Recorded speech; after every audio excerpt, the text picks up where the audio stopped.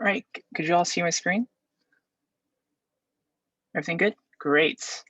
Well, first of all, good afternoon, everyone, and I really appreciate the opportunity to be able to present our product with you all today.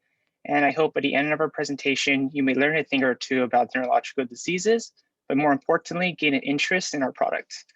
So who we are? Well, we are part of an organization called HAND, which stands for High Tech and Neurological Disorders.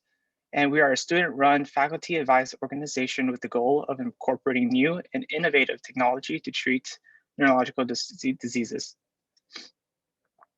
And as part of the innovation team at HAND, we represent a small group of dedicated undergrads whose goal is to apply an interdisciplinary approach, incorporating fields such as engineering, neuroscience, and business to create a product with the following purposes.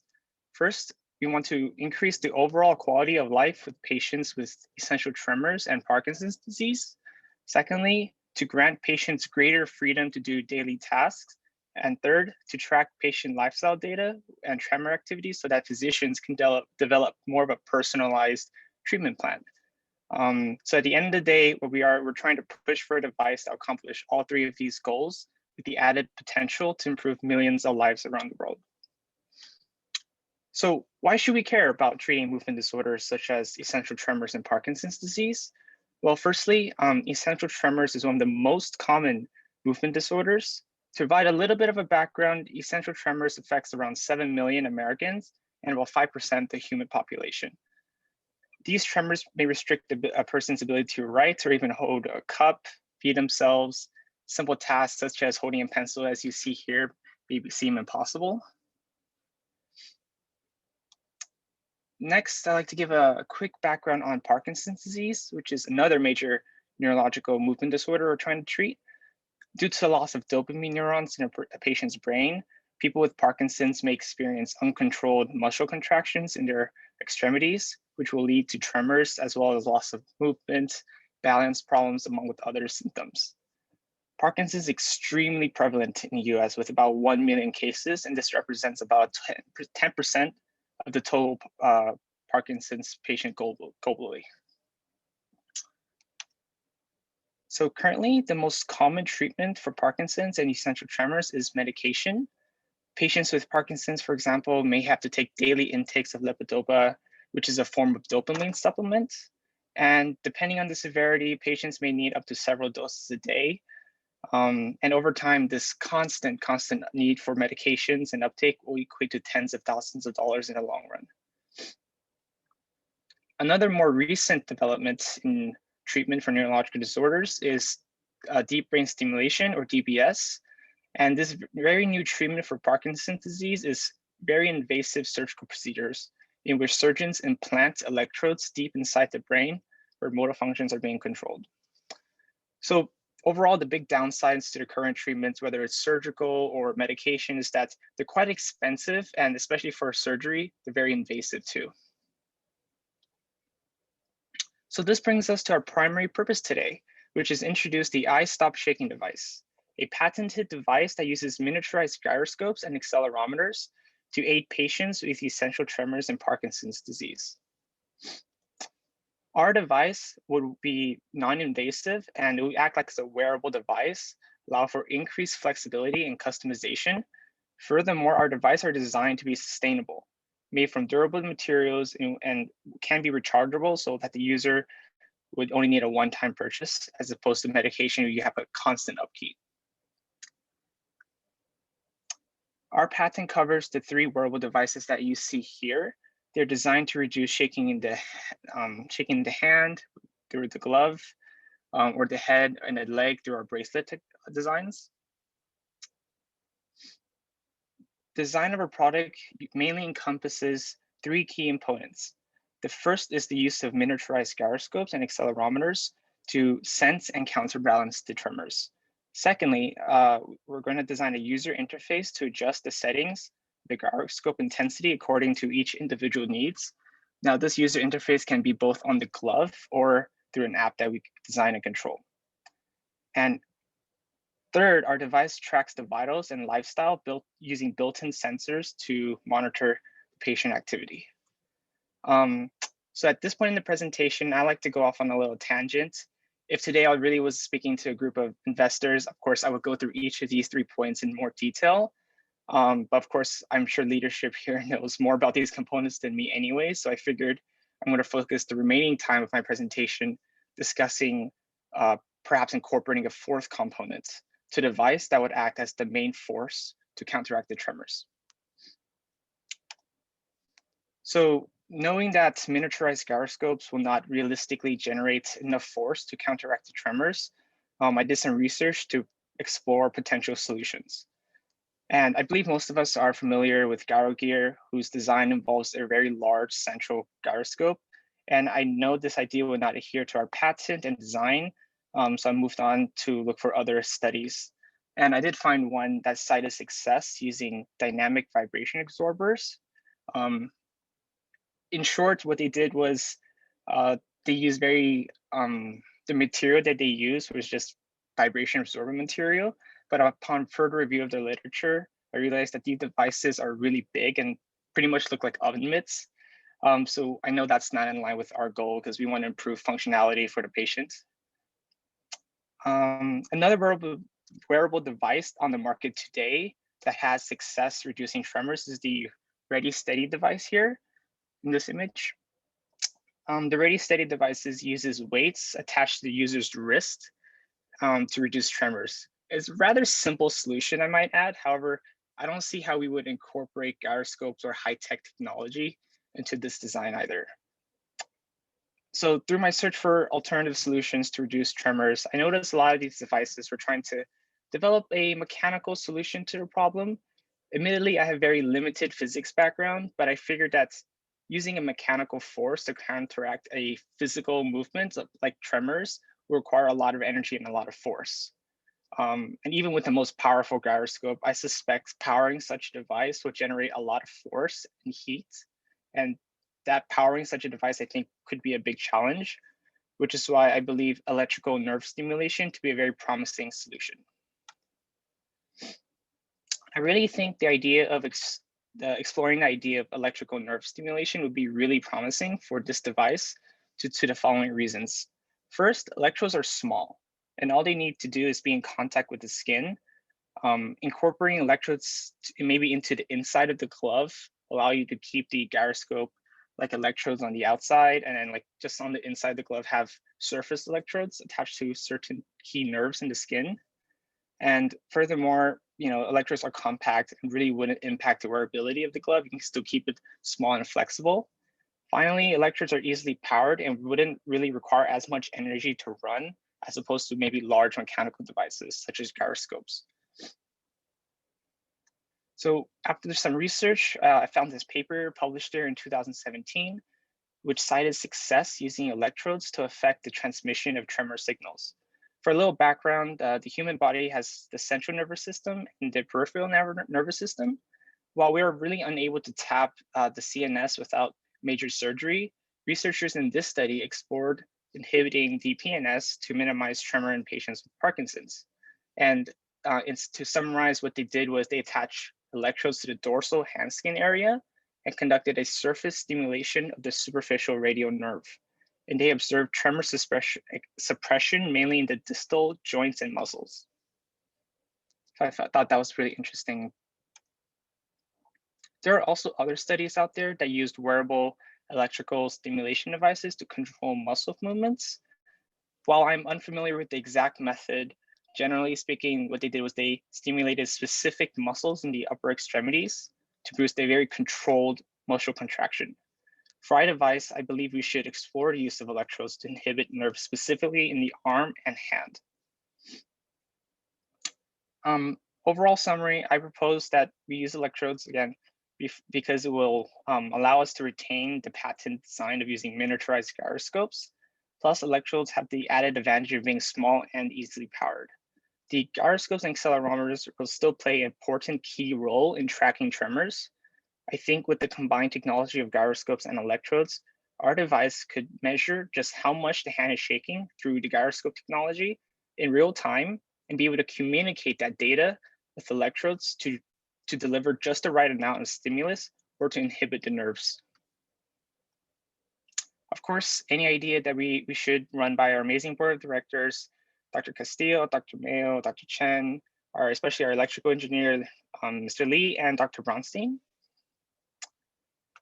At the end of our development phase, I propose that we collaborate with UCLA Movement Disorders Clinic, as well as Cedars-Sinai Parkinson's Disease Center.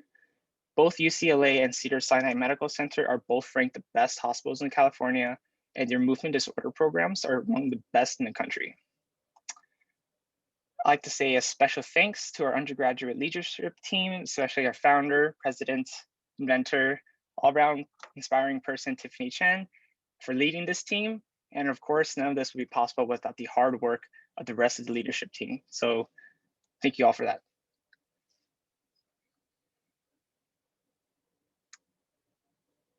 And that's the end. Is there any questions?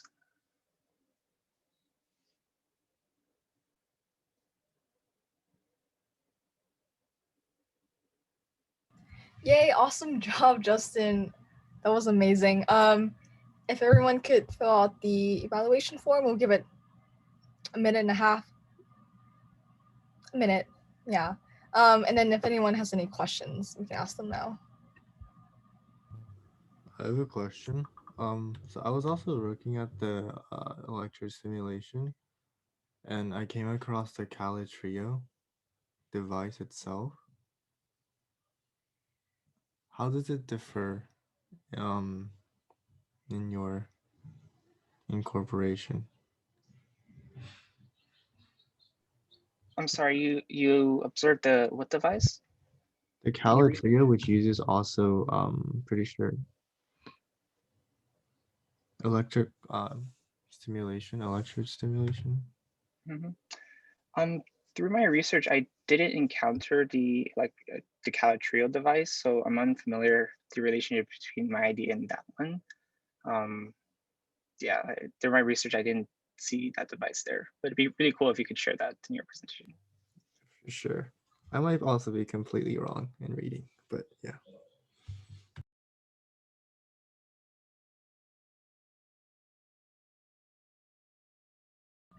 All right. For the interest of time, let's move on to the next presentation. Thank you, Justin, again. Great job. We'll have Sai present next, please. Yeah, let me just turn my screen up. Of course.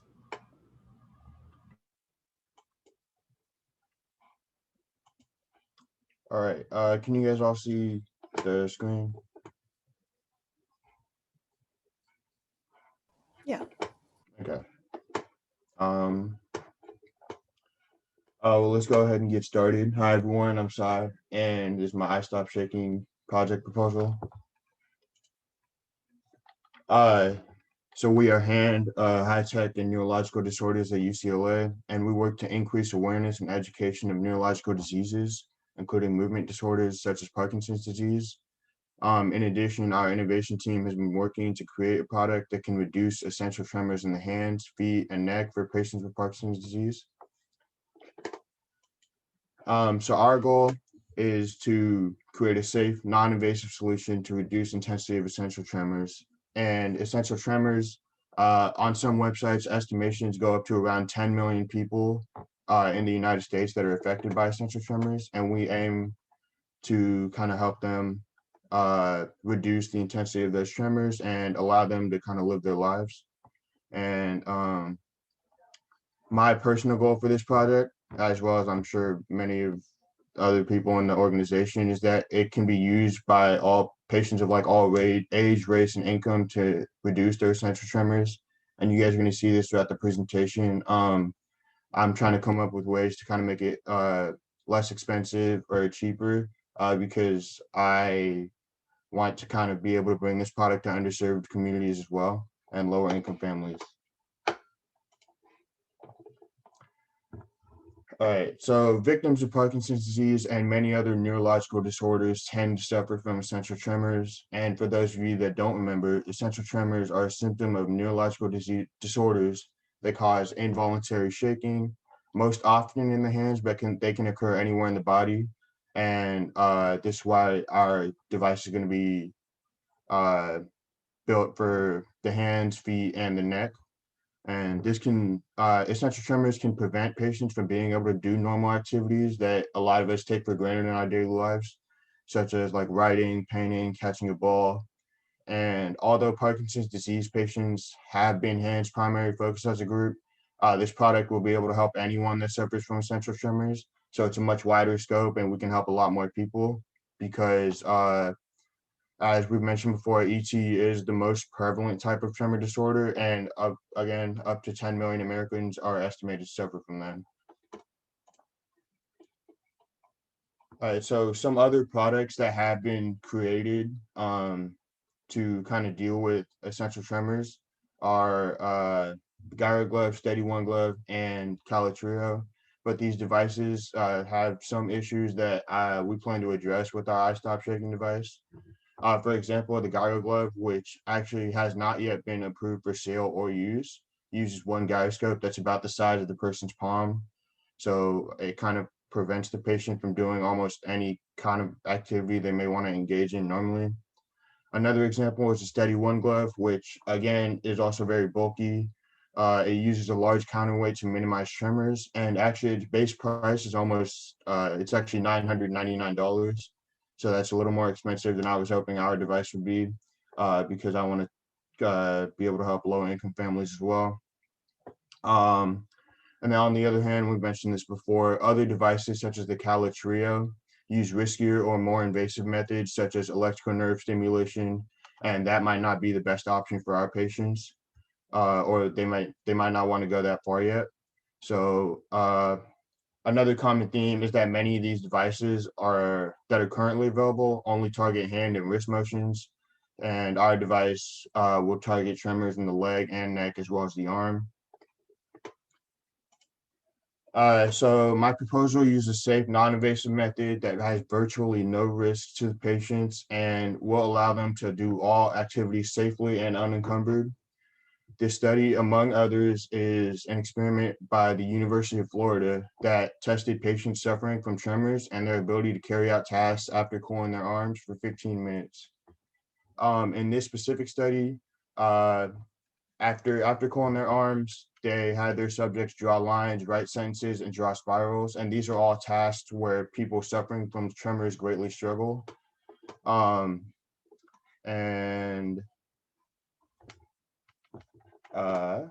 Yeah, the results from this study showed improvement after cooling in nearly every single category.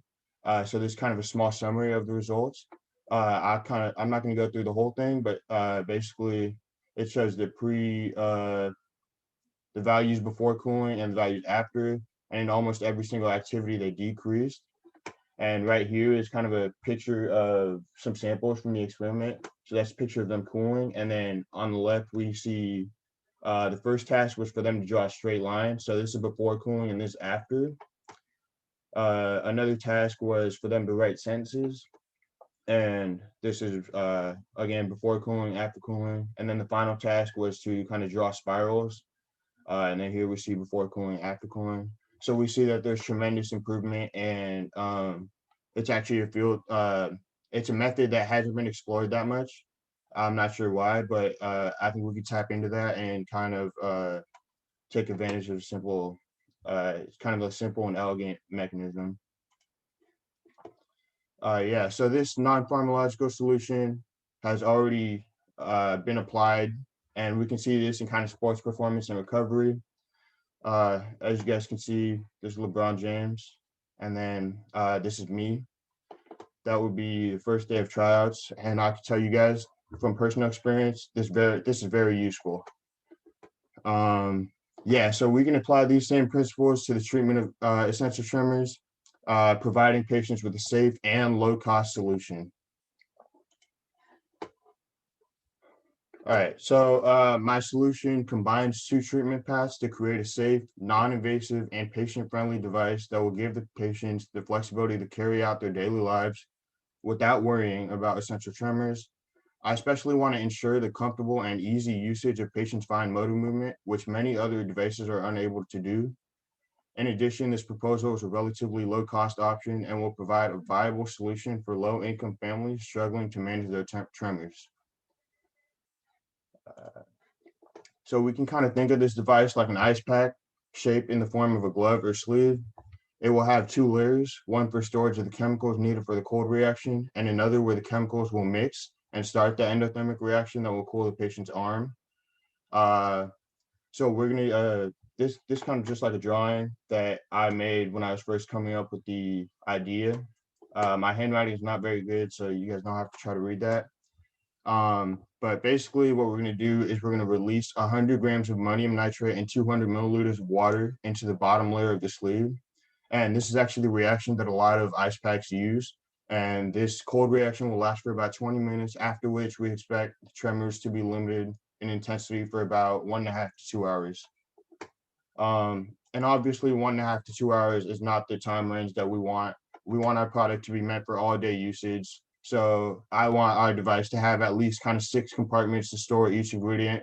So we'll release them every 2 hours so we can have this, this will allow for at least 12 hours of decreased tremors before the device needs to be refilled. And we can provide insertable containers that can easily be switched out daily. Kind of like the battery for a hearing aid, you just put it in once in the morning and you don't think about it again. And then also, as we planned all along with the iStop shaking device, we're going to use accelerometers to monitor lower intensity tremors and gyroscopes to counter those tremors. This will allow us to fine tune the treatment and allow our patients to comfortably perform fine motor movements. And another thing we've talked about a lot over the last few months is building a user interface. My device will use the Open Assistant user interface, which is actually primarily voice activated. Patients can turn on the device, change cooling times, and more with just a few simple phrases.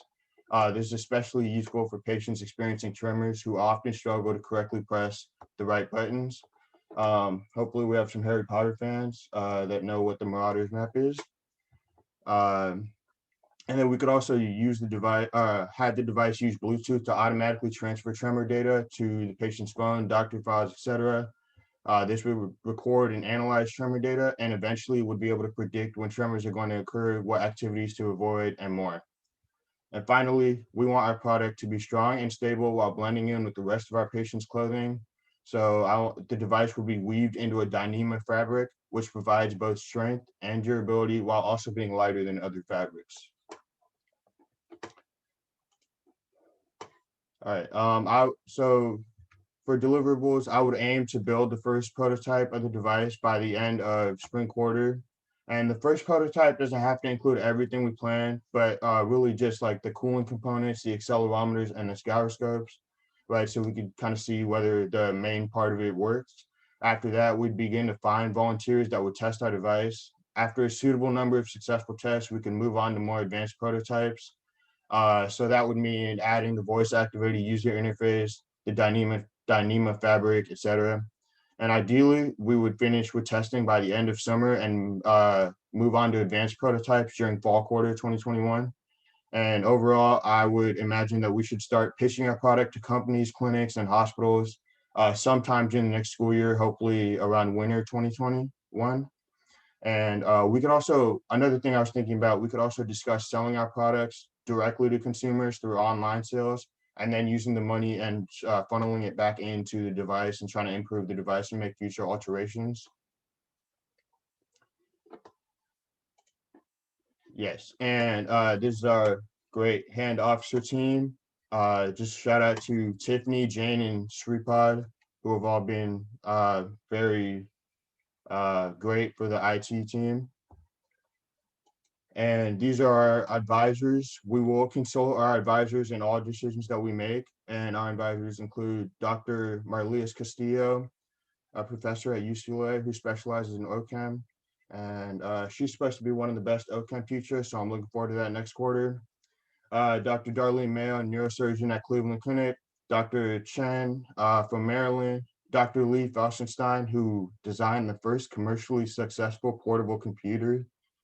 And Dr. Jeff Bronstein, who is currently the director of the Movement Disorders program at UCLA. And our advisors comprise a very experienced and versatile group of experts who will be invaluable in guiding our organization through this process while ensuring that no expense is spared in creating the best possible product. Some potential partners, just off the bat, would be the Movement Disorders Program at UCLA, and of course the Ronald Reagan UCLA Medical Center, because we believe that they'd be able to use our product, and they'd be willing to be early investors or partners in our product. Thank you. That's it. Any questions? All right. That was a really great presentation. Thanks, Sai. Thank you. All right, I think we have a minute or two for any questions for Sai.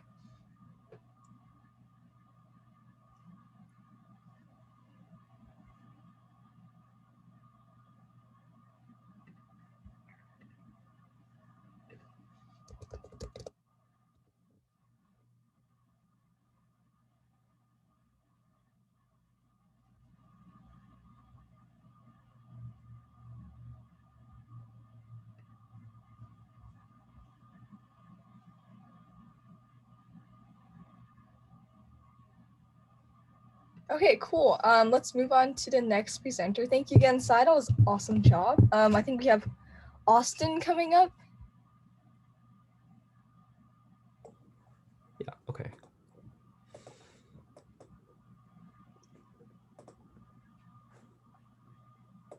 Can you see my screen? Yes, looks great. Yes, okay, perfect.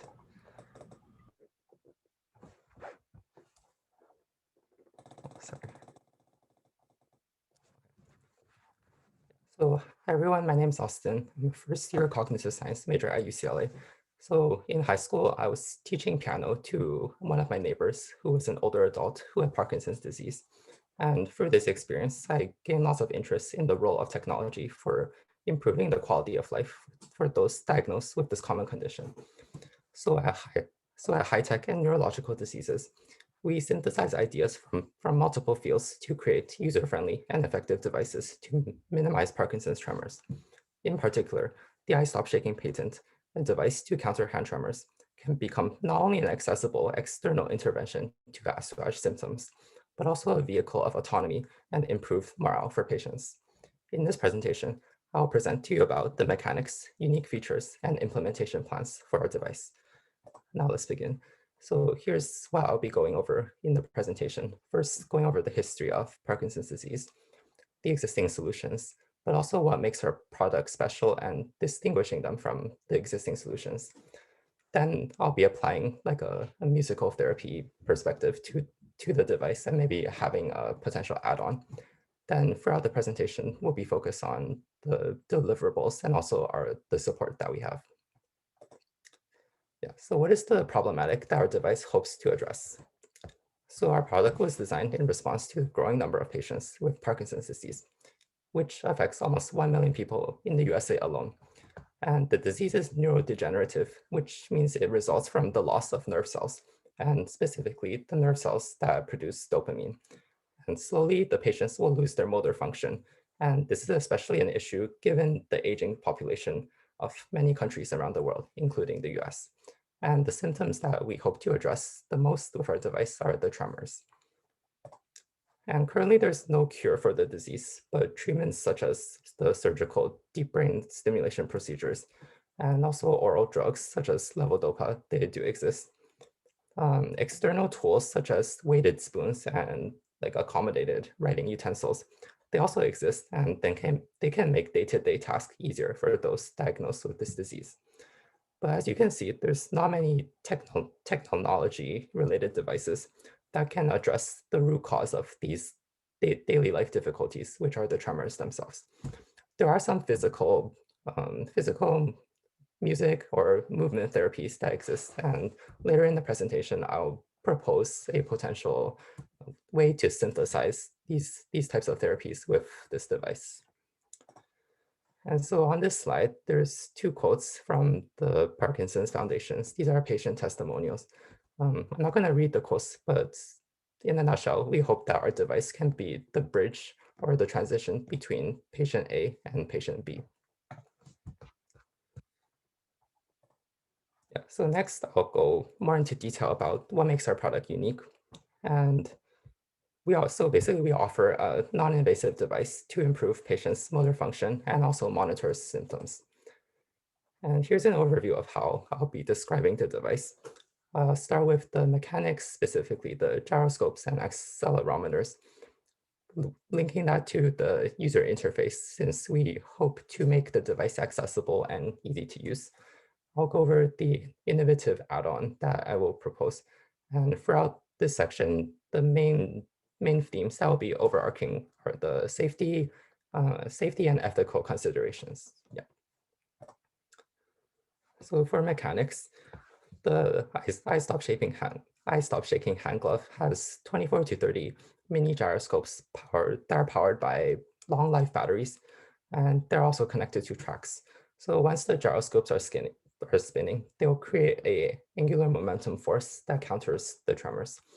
And paired with the gyroscopes are the accelerometers, which are placed between the gyroscopes. And the main purpose of these is to distinguish between tremors and purposeful movement.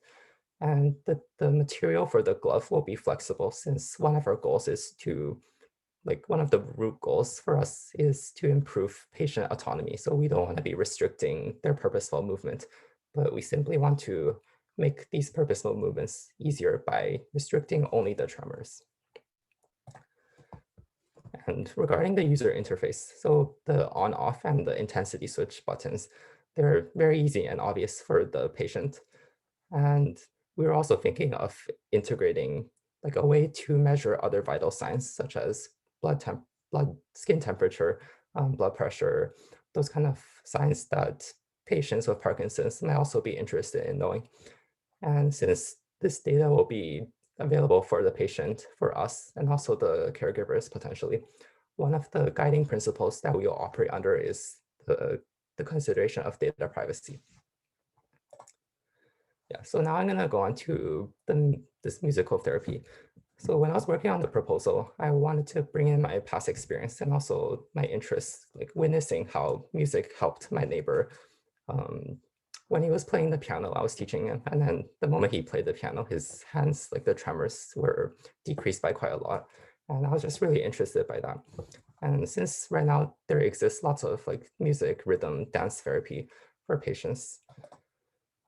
And what I was thinking of is more better explained in the picture, but there are some devices currently right now in the market that have audio output. So there will be beeps, and these beeps will help the patients coordinate their walking movements and also improve their balance and their gait.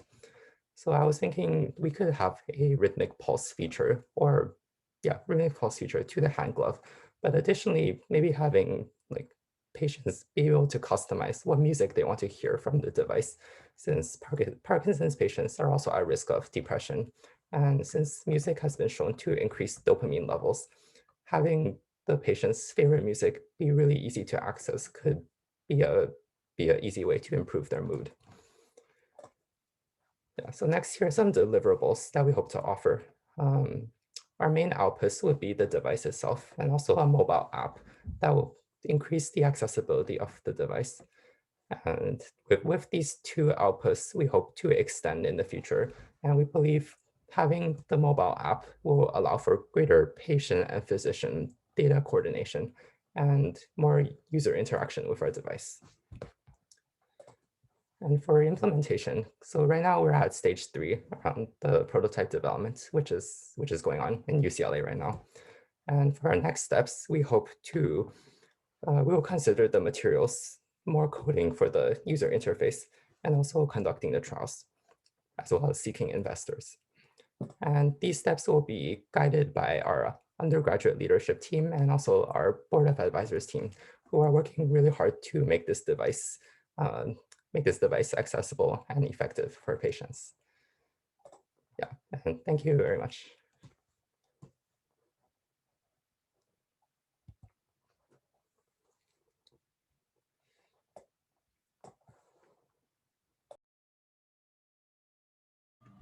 Awesome. Great job, Austin. That was such a cool idea. We'll allot, I think we'll give another minute for any evaluation forms and questions.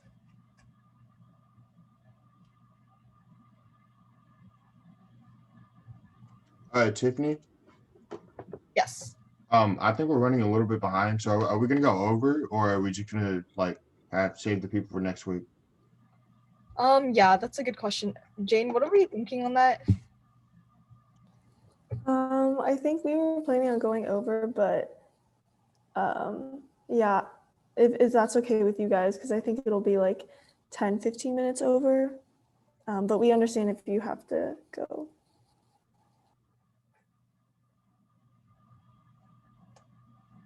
Yeah, that's what I was thinking too. Just because we have everyone here. But yeah, I mean, I guess if you have to depart at 1 p.m., that is okay.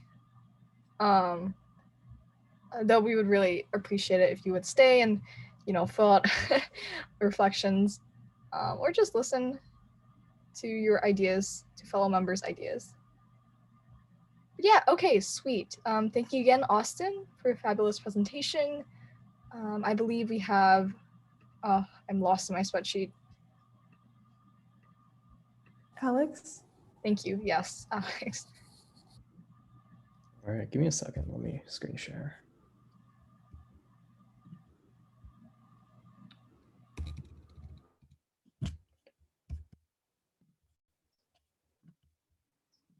Okay, can everybody see this? Yeah, this is going to be a lot less formal of a presentation than what everybody else has done. It's just some design considerations that I thought about while working through the user interface. And yeah, just some points that I thought would be useful. So yeah, briefly, the objective. So first off, we are HAND. We are High Tech and Neurological Disorders, a club at UCLA that specializes in movement disorders and as well as neurological disorders, and looks at the intersection of how technology can be applied to this area of medicine. And one of the projects that we're working on is this eye-stop shaking device that is going to be primarily designed for mechanically alleviating essential tremors as well as Parkinson's disease in like the hand and the limbs. So briefly, our objectives would be to develop a convenient device using primarily accelerometers and gyroscopes to mechanically reduce those tremors. There are many forms of treatment, such as deep brain stimulation, but we wanted a much more convenient, less invasive method of treatment for these patients that could help them fine-tune their motor skills for day-to-day activities.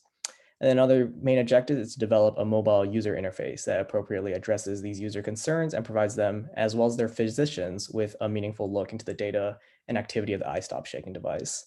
So this way they have some transparency of what sort of technology is being run, what is going on within the eye-stop shaking device, and how they can calibrate it in case it isn't working effectively.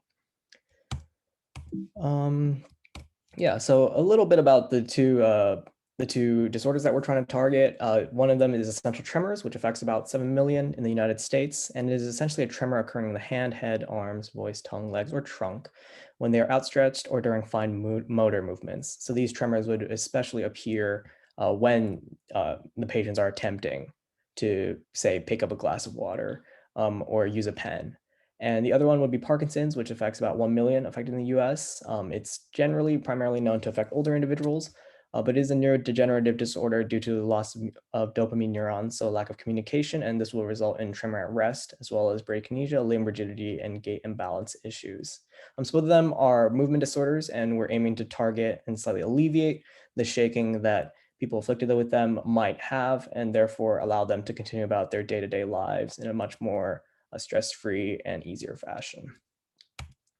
So right now, other solutions in the market include the Calitrio and Gyro Glove. A lot of others have already talked about it, but the Calitrio uses a lot more, uses electrodes towards alleviating tremors, while the Gyro Glove uses a large gyroscope on the back of the hand to alleviate tremors of Parkinson's. And both of them essentially are attempting to find ways to allow users to regain motor control of their limbs.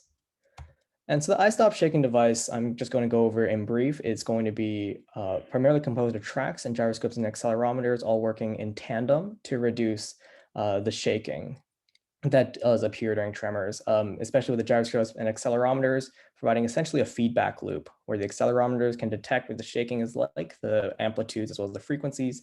The gyroscopes can therefore tune themselves to reduce the shaking. And then, we have the user interface to bring it all together to allow our patients and their physicians to access this information and work on it and adjust it according to their needs.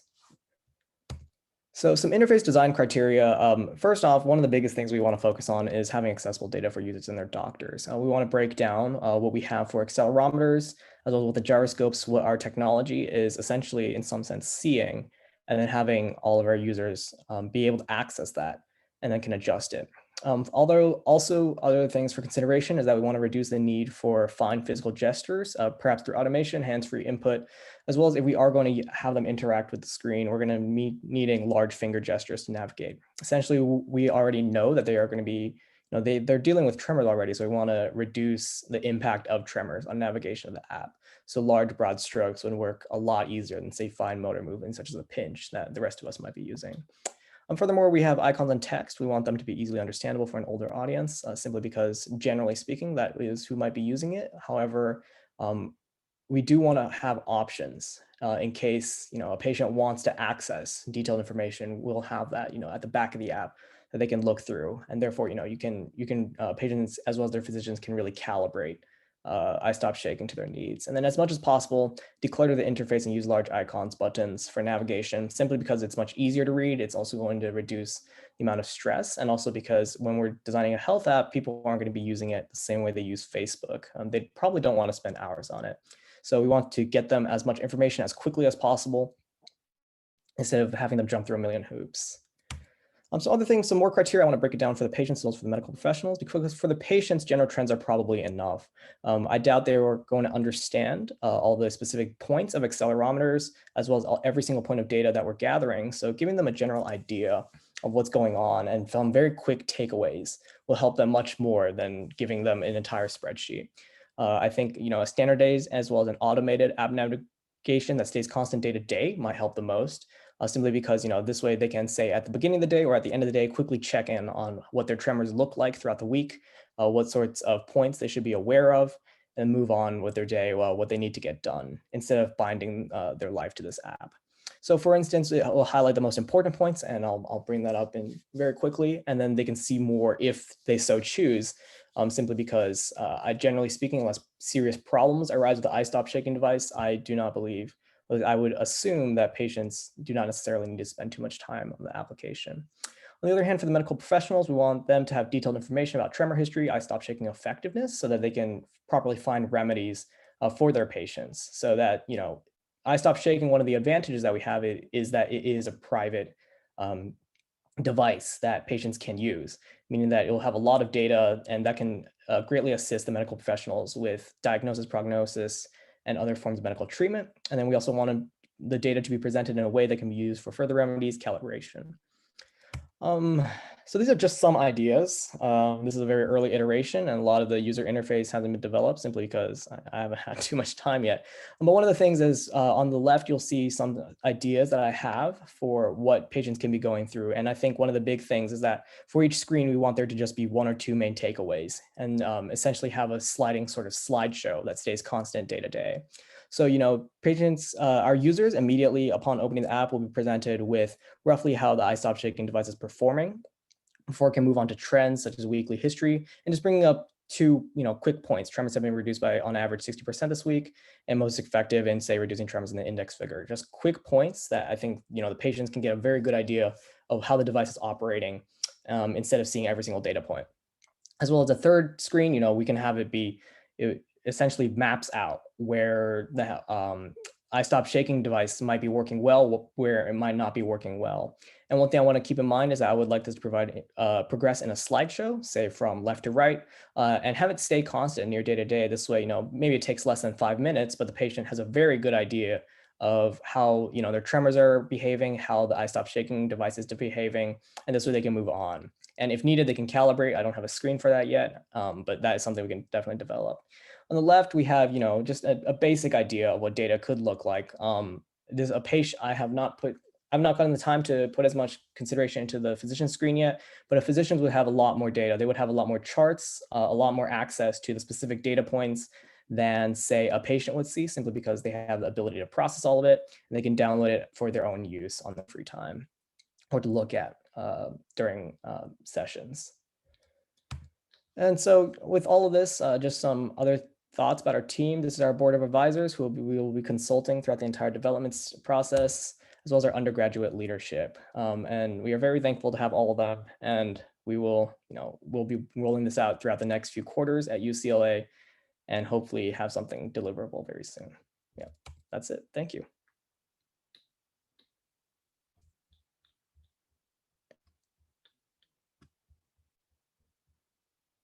All right, thank you very much, Alex, for the design aspect. We'll take questions for 30 seconds. Meanwhile, the next presenter, please get ready. And I believe that's Shruti. So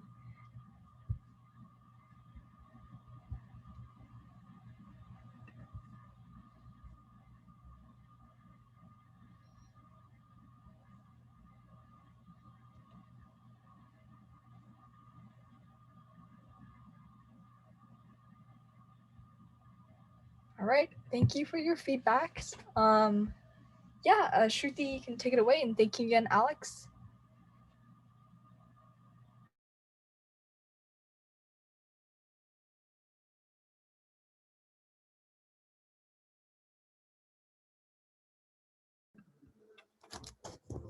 Okay. All right. Okay, so this is my project proposal for the I Stop Shaking device that we are developing at HAND UCLA.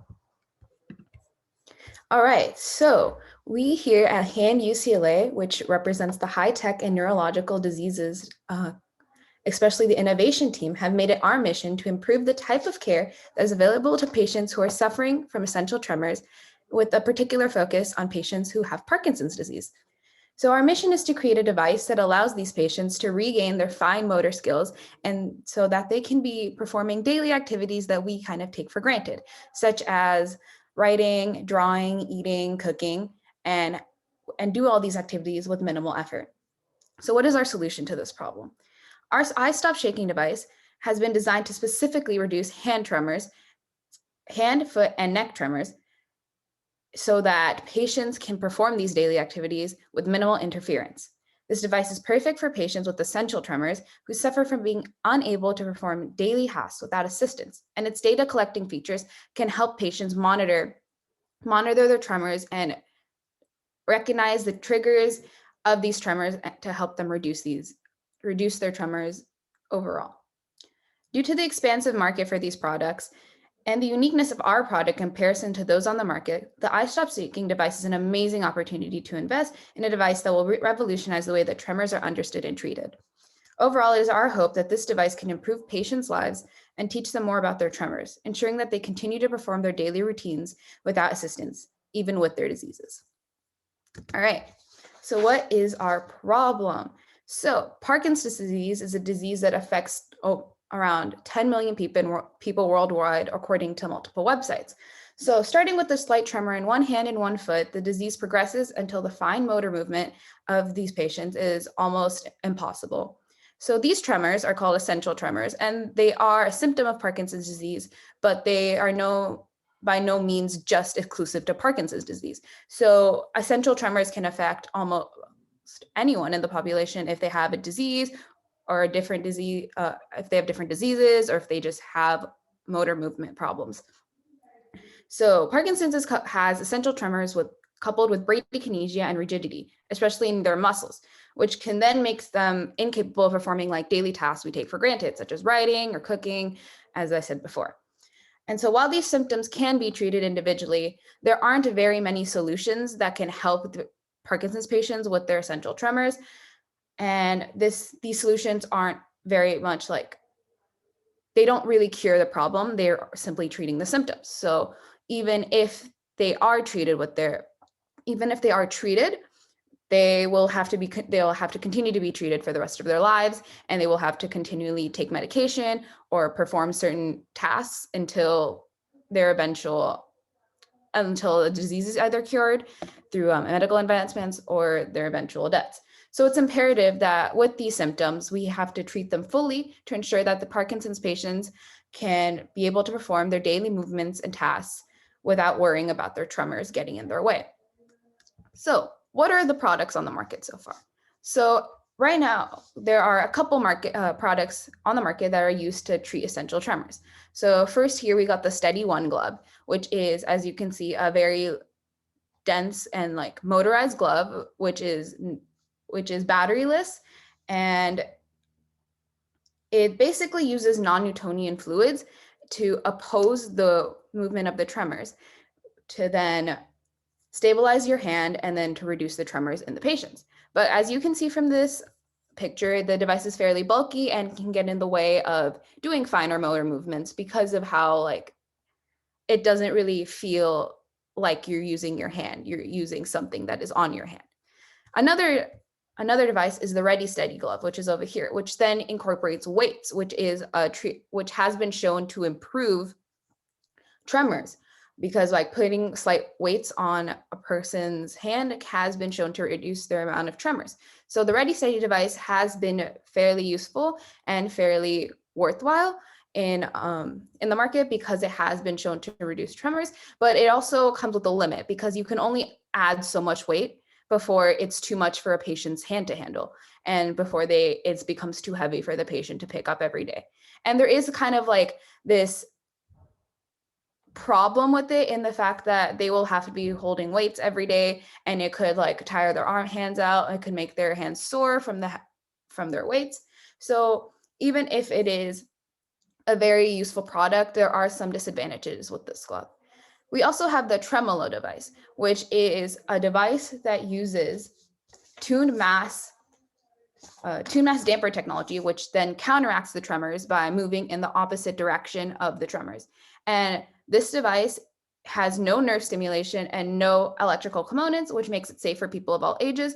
But as you can see from this picture, it doesn't really stabilize the hand itself. It really mostly stabilizes the forearm and the wrist. So it's basically used as a way to counteract wrist and forearm tremors instead of hand tremors.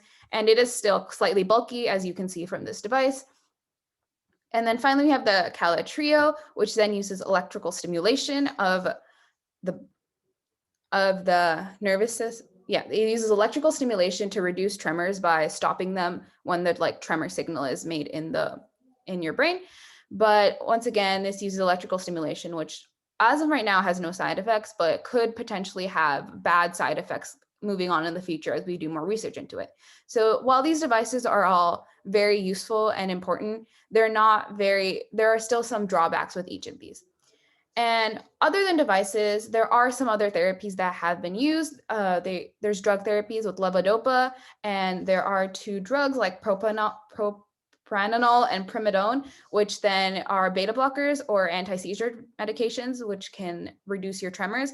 But once again, as with all drugs, there are mild to severe side effects, and you do have to take them every day. So in order to reduce those side effects and to basically help patients live the most normal life possible without causing more problems, drugs don't seem to be the best way of achieving this.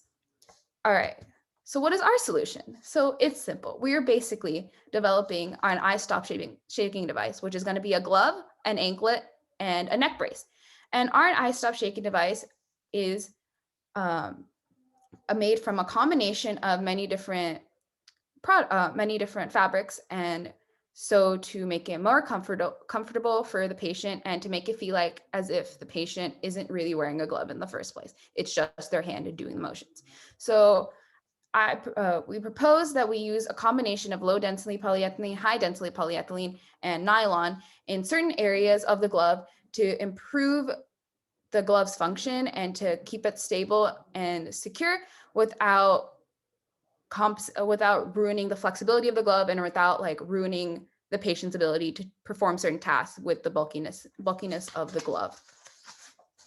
Also, within the glove itself, there will be gyroscopes embedded to counteract the force of the tremors, in order to reduce the amplitude of the tremors. There will also be sensors embedded in the glove, which will then monitor things such as temperature, such as force of the tremors, such as any other relevant information that we can take from the glove. These will be monitored and then can be sent to their app. through this Intel wireless chip. So we will then have an app that syncs up with these sensors and then make it so that we can monitor these trends and track them, and then develop an understanding of what is happening with this patient's tremors, and perhaps provide through like months of analysis an understanding of what causes these tremors, when these tremors are bad, when these tremors are improving, what triggers the tremors from happening. So like provide like a analysis of that for the patient so that they can personally understand what they can do to stop their tremors from impacting their lives. Also, we could use tune mass damper. And what is tune mass damper? So this is like a simple diagram. Basically, this is using a building as a reference, but it can be incorporated into different things. So tune mass damper is basically, so if you apply a force to a building, obviously the building will shift one way and then shift back, and then like perform this like harmonic motion a couple of times until it reaches neutral. But like these shiftings can be the like initial shift and the second shift can be very like jarring and hard, like a tremor. Versus if you put in like a weight into the building and then you push it in one direction, the weight will move in the opposite direction to like stabilize the building so it doesn't shake as much. So basically with tune mass damper technology, we can reduce the like amplitude of the tremors oscillations, which can then help the patients in fine motor movements, because obviously their hands aren't going to be shaking as much, or they'll be shaking at a smaller amount, like a smaller level.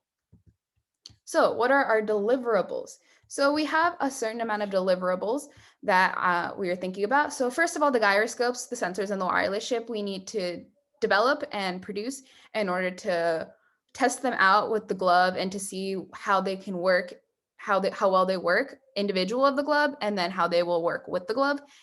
And then also fabrics and design, because we need to develop a design that is both breathable and airy and light, while also being structurally sound enough to hold the gyroscopes and to hold the sensors and to make it useful while still being like easy on the hands. We also need to develop a mobile app and software with the data analysis AI. The mobile app can be connected via Bluetooth to the Intel chip so that we can collect the patient's data. And then the software and the data analysis AI can then go through the data, perhaps using neural network technology, be able to analyze the data and develop certain trends that they can then present to the patient to help them realize what triggers their tremors and what doesn't, and how they can avoid triggering their tremors in the future. And then finally, we can make prototype gloves, which all of these things combined to see how well they work and see which designs are best suited for people with Parkinson's disease and which designs are best suited for people with just essential tremors. And then to determine like with what combination of materials and everything does this glove do the most for the patients. All right, and so we are being, as of HAND has a very highly qualified group of people who are going to be looking at this glove as well. So we have Dr. Chen, who is a doctor in podiatry and should be very helpful in leg tremors.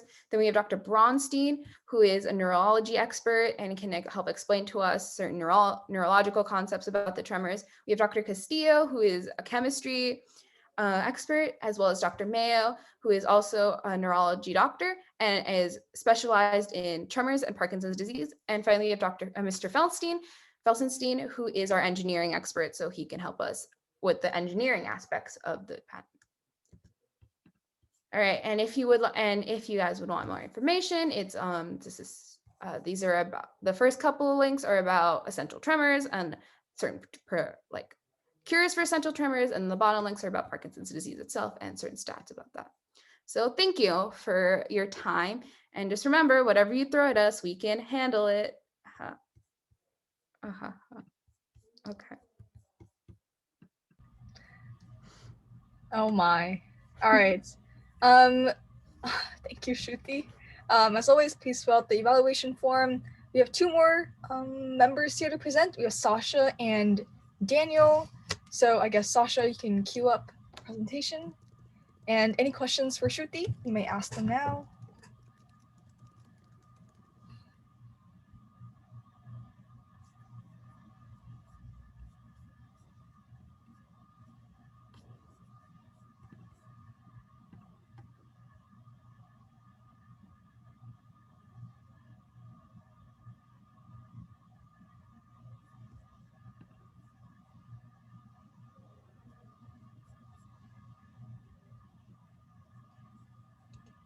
All right, Sasha, whenever you're ready, and Shruti, thank you again. Great presentation. Good pun at the end. Okay. Let me just put this on present. Hold up. Oh. Oh, can you guys see? Yes. Okay, perfect. Should I just start whenever? Okay, hey everyone. I'm here to present our I Stop Shaking devices on behalf of HAND at UCLA. HAND stands for High Tech and Neurological Disorders. And we primarily work to educate individuals on neurological disorders, specifically with a focus in movement disorders, which is what we'll primarily be addressing through our patent and our proposal following. So first is our objectives. The purpose of the following proposal is to provide basically a comprehensive description of our patented I Stop Shaking devices for individuals with tremors. Although the patent does list 3 separate devices, I will only be going in depth on one of them today. So I'll be talking primarily about the glove simply because it is the most complicated component and would cover all materials and any types of considerations we need to make for the anklet brace and the neck brace. Next is some background.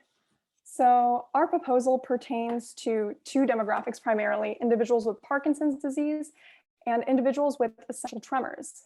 While both individuals experience tremors, there are different kinds of tremors in each situation. However, our glove is created to target both. So in Parkinson's, symptoms are characterized by the synonym TRAP. This is tremor, specifically rest tremors, rigidity, akinesia, which is lack of voluntary muscle movement, posture and balance issues. Individuals with Parkinson's disease have a very noticeable distinct gait. And common treatments for this include carbidopa-levodopa, MAOB inhibitors, and DBS, so like a form of invasive surgery in more severe cases. For essential tremors, these tremors typically begin on one side of the body and occur as a result of some action. So when individuals are trying to act, this is when tremors typically occur. And this occurs more in the upper spheres, so the hands, head, and vocal cords. Common treatments include beta blockers, anticonvulsants, and DBS. So as you can see in both of these situations, the treatments tend to be more invasive rather than being something that can prevent long-term side effects or something that's external. So in the United States, nearly 10 million individuals combined suffer from Parkinson's disease and essential tremors.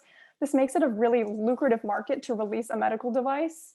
So going on to the market forecast for this, the market projects that demand for medical devices will increase by 6.1% by 2027. This is a great time to start investing in R&D for our device specifically, because with the aging population increasing, we always need to make sure we're one step ahead of the market. In addition, the number of individuals with Parkinson's disease and essential tremors are expected to nearly double within the next decade. So if we are able to get our prototype out and get it clinically tested and approved, that would be great for not only any investor, but it would also be great in terms of helping individuals gain autonomy. So here are some other devices on the market: the Ready Steady, Steady One, and Gyro Glove.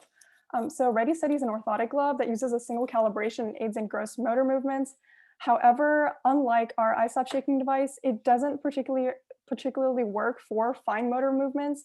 And as you can see, there's only a single calibration, meaning it doesn't take into account any fluctuations a person may experience with their tremor severity. Because tremors are constantly changing, it could be as a result of what treatments that person is receiving, and this doesn't address that. For Steady One, this is a device which uses smart fluid and counterweight to reduce tremor intensity.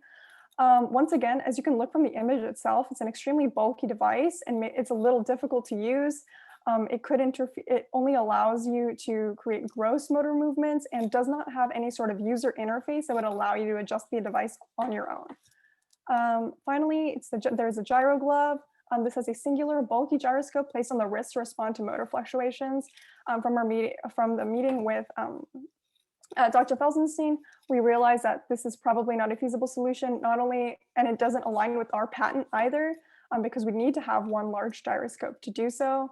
This also tends to be bulky and once again only focuses on the wrist and gross motor movements. So what's the solution to this? Our solution is I Stop Shaking devices. So iStop shaking is extremely adaptive technology. It combines the use of innovative materials such as graphene, which I'll be going more into when I talk about some add-ons, miniature gyroscopes, and non-Newtonian dilatants to yield maximum tremor reduction. So we use a multi-level approach that hasn't been seen in any of the other devices addressed before. We're able to address both gross and fine motor control by combining components such as gyroscopes and non-Newtonian dilatants. In addition, all other devices only concentrate on the wrist. So going from there, I'm going to talk about some design components. So these are the 5 design components that I'm going to be going over today. On this slide itself, I'm just going to talk about gyroscopes and the accelerometer since this is already included in our patent. So for gyroscopes, I propose we use tungsten-built gyroscopes to yield maximum torque with minimum bulk for the user, and these would be placed on the fingers. It's really important to have a high density metal so that we're able to cover as little surface area as possible, keeping in mind that the gyroscopes are meant to control fine motor movement. So we would need to make sure that this would not interfere with an individual trying to perhaps eat, type, or sign papers. Then these gyroscopes would be connected to an accelerometer along a graphene track. Accelerometers are just an electronic sensor which will provide real-time data on tremor movements and communicate with our user interface, which I'll talk about at the end. The other 3 components I will be going more in depth into next, but I'll just leave this here for 5 seconds if you want to just read the sections under them. Okay, so 4 is implementation. So gyroscopes, so these are the components that have already been included in our patent. However, there are some light modifications that I propose based on some research that I did. So gyroscopes will be located along a track extending from the metacarpophalangeal joint. So that's the initial knuckle to the proximal interphalangeal joint, which would be like past the first finger knuckle. And this is what's really going to aid in fine motor control. In addition, an accelerometer will be embedded at the base of the wrist under Dyneema fabric, and this is what's going to be receiving that constant input from the gyroscopes and really allowing users to make the adjustments that they need for maximum tremor reduction. There's also going to be an Intel wireless chip located at the wrist, and this is so that patients can adjust their device on their own without having to go into an office or inconvenience themselves. So one component I will be introducing is a non-Newtonian dilatant. This is simply a fluid by which an increase in shear stress causes an increase in viscosity, and this will correspond to increases in tremor intensity. So first off, shear stress is just any force that causes deformation, like parallel to a cross section. So for example, if a hand is moving like this, I don't know if you guys can see me, but if a hand is moving like this, this would result in an increase in viscosity because stress is occurring in this parallel direction. Viscosity is simply just referring to a material's resistance to deformation, which means the more intense the tremors, the higher the viscosity, therefore stabilizing those tremors to the same degree that they occur. This is also known as a shear thickening fluid. It simply just means viscosity increases with strain. Next is graphene. Graphene is like a material created out of carbon. It's good for precision electronic devices and can withstand large amounts of mechanical stress. A really key component of this is that it is a flexible track, meaning when there's a huge amount of mechanical stress placed by individuals with Parkinsonian and essential tremors, this is able to ultimately withstand that and will not break. It's a very durable material. It has a lot of benefits as a flexible, transparent conductor. Not only can it act as the track on which the gyroscopes will stay, it can also act as a cover for the user interface that is located on the wrist. It has low energy usage, it's heat resistant, maintains a wearable temperature, which is very important because we have to take that into consideration, especially when individuals are going to be wearing layers of this on their hand, and it has efficient electrical conductivity. Next is Dyneema composites. So Dyneema composites can be woven into cheaper materials, and this would reduce our materials costs. So it can be woven into things such as nylon to increase tensile strength. This is really valuable in preventing wear and tear of iStop shaking devices. It's important that the fabric is lightweight and maximizes user comfort. They're both UV and water resistant. So we don't want people to have to re-buy an iStop shaking device or say, hey, like it's not working for me anymore, it's broken, it's torn. So we want to make sure we're making a durable device that is able to withstand multiple conditions, but not only that, ensure user comfort and be extraordinarily lightweight at the same time. So this is the user interface. Keep the meme if you find it. But for the user interface, I propose we use a Django web framework. I'm not going to go too in depth on this. Python is a great coding language and it's very simple to use. It has a minimalist user interface, security benefits, and built-in templates. It would be a great way, a great way to create our user interface. I also think we should be using a voice-controlled AI, although I did not list specifically what that would be, and I didn't go too in depth on research on that. But yeah, here's a little fun sample interface I created. So you can take a look at that. I'll be moving on. So for testing, I proposed multiple phases. So preclinical 1, preclinical 2, phase 1 and phase 2. So first we'd have virtual simulation. So using some sort of 3D computer-aided design software. This could be like something like Fusion 360 or SimScale, and computer-aided engineering for virtual prototyping and simulations. It's important to take into account that we are a student-led organization and we likely won't have, it's really difficult to secure the funds to be able to continually reuse materials and keep rebuilding a prototype. So using investing one time in a really good like 3D CAD software would enable us to reduce the kind of retries that would be required if we didn't do simulations virtually. Next would be product assembly. So a combination of 3D printing and a lower cost version of the materials so that we can just make sure that the idea works theoretically to some extent. We don't want to be spending, too much on materials at the first go. Then we can do a small clinical trial, a small sample clinical testing of the prototype to ensure that it works. And at this point, if we were to see that it was successful, we would be able to present to investors. That would be one of our external deliverables. In addition, all of the things I mentioned before as well, the testing of the non-Newtonian dilaton or the Dyneema fabric's tensile strength would also be examples of project deliverables, the data from that. And finally, we do an expanded trial after revising our device and ensuring that it is able to provide a significant amount of benefits around a 50% tremor reduction. And that way we'd be able to get it out on the market. Here's a sample timeline. Honestly, I don't know whether I went too conservatively on this or too ambitiously, but you can just refer to this as the kind of steps we would need to take. So rather than focusing on the dates, these are just kind of like some little checkpoints that we can use as a club in order to make sure we're on track to create the device.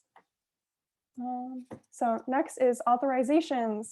So this is our hand board of advisors, more specifically, Lee Felsenstein and Dr. Jeff Bronstein are innovation team advisors, and they're the ones who are really going to help us throughout the whole process.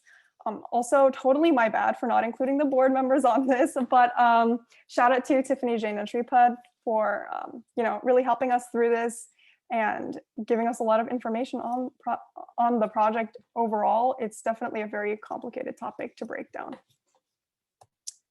This is my works cited. And thank you for listening. Please contact us if you're interested in investing.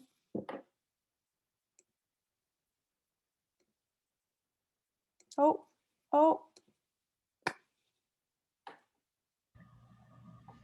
Yay, thank you, Sasha. As always, please get in your forms, and we have a minute for any questions.